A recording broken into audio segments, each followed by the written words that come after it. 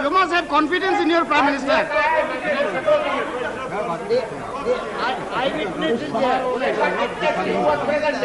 उस समारोह में ठीक है ना. Word, sir, with due respect to every time you say your Prime Minister. Our Prime Minister. Prime Minister is Prime Minister. Okay, Prime Minister. Till then, you should not say your Prime Minister. Prime Minister, yes. Please. अध्यक्ष महोदय, RSS ये देवेगौड़ा ने जो कुछ कहा वो इस प्रकार है. RSS is a spotless organisation. In my 40 years long political life, not even once I have criticized RSS. The Chief Minister said that he is telling this with utmost responsibility. He said that he had no two opinions regarding RSS active role during emergency. People who were with Mrs. Gandhi during emergency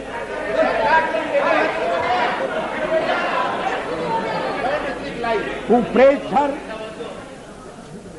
who appreciated emergency, they are today with us and enjoying power. But RSS is the only organization without any black spot. Others have wavered this or that way, Shri Gowda said. अध्यक्ष महोदय, ये मैं देवेगौड़ा की निंदा के लिए नहीं कह रहा हूं. देवेगौड़ा ने आरएसएस का मूल्यांकन किया, सही मूल्यांकन किया, इसके लिए मैं उनकी प्रशंसा करना चाहता हूं. और आप चाहते हैं कि उनकी प्रशंसा भी सदन में न सुनी जाए. और किसी एक अखबार में नहीं छपा, तमाम अखबारों में छपा. और जैसा मैंने कहा उस समय किसी ने खंडन नहीं किया. अध्यक्ष महोदय, एक बात और इस चर्चा में कही गई जिसका मैं उत्तर देना चाहूंगा कि भारतीय जनता पार्टी को व्यापक जन समर्थन प्राप्त नहीं है. Cow belt, I don't know where ये काऊ बेल्ट है, काऊ बेल्ट का समर्थन है.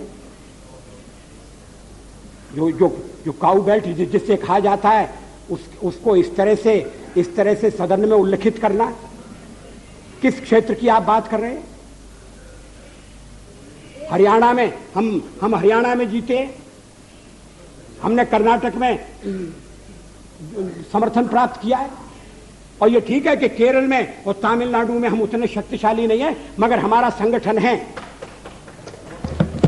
पश्चिम बंगाल में भी हमें 10% से थोड़ा कम वोट मिला हुआ है.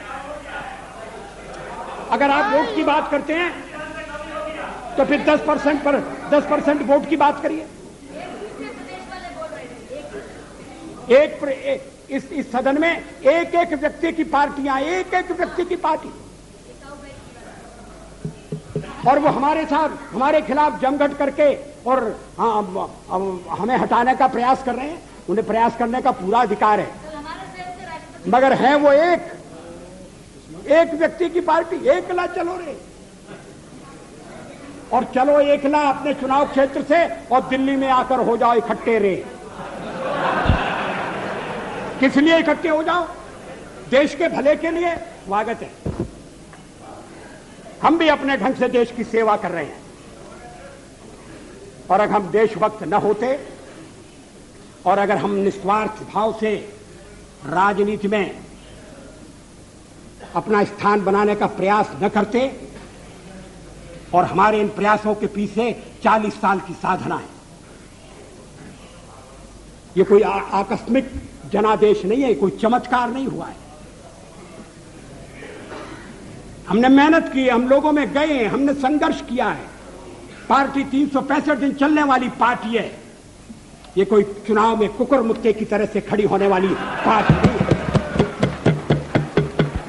और आज हमें अकारण कटघरे में खड़ा किया जा रहा है क्योंकि हम थोड़ी ज्यादा सीटें नहीं ले सके. हम मानते हैं हमारी कमजोरी है, हमें बहुमत मिलना चाहिए. राष्ट्रपति ने हमें अवसर दिया, हमने उसका लाभ उठाने की कोशिश की है, हमें सफलता नहीं मिली, वो अलग बात है.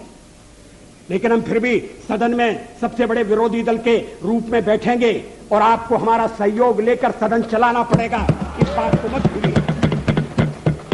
मगर सदन चलाने में और ठीक तरह से चलाने में हम आपको पूरा सहयोग देंगे, ये आपको आश्वासन देना चाहते हैं।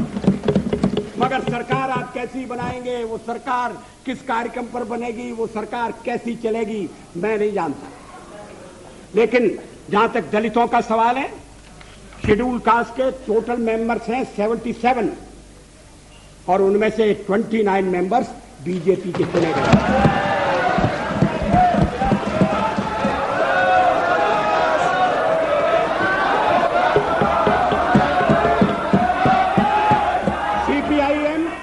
सीपीआईएम के 5 मेंबर हैं, सीपीआई 1 मेंबर है, कांग्रेस 15 मेंबर है, जनता दल 7 मेंबर है और सबसे ज्यादा हमारे मेंबर हैं।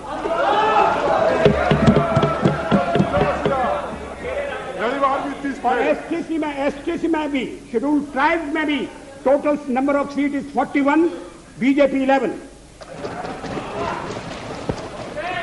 हमारा जनाधार नहीं है, हमें लोगों का व्यापक समर्थन प्राप्त नहीं है। अगर आप हमें छोड़कर सत्ता बनाना चाहते हैं और आप समझते हैं कि वो सरकार टिकाऊ होगी, मुझे तो उसके टिकने के लक्षण नहीं दिखाई देते। वो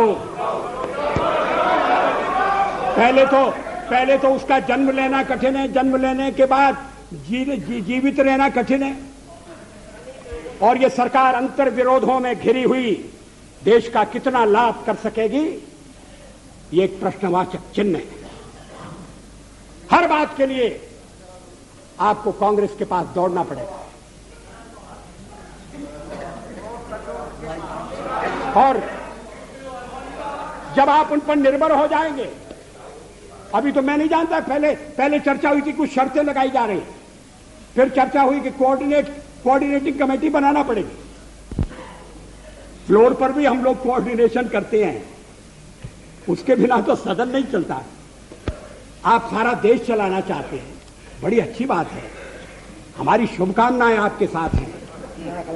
हम अपने देश की सेवा के कार्य में जुटे रहेंगे।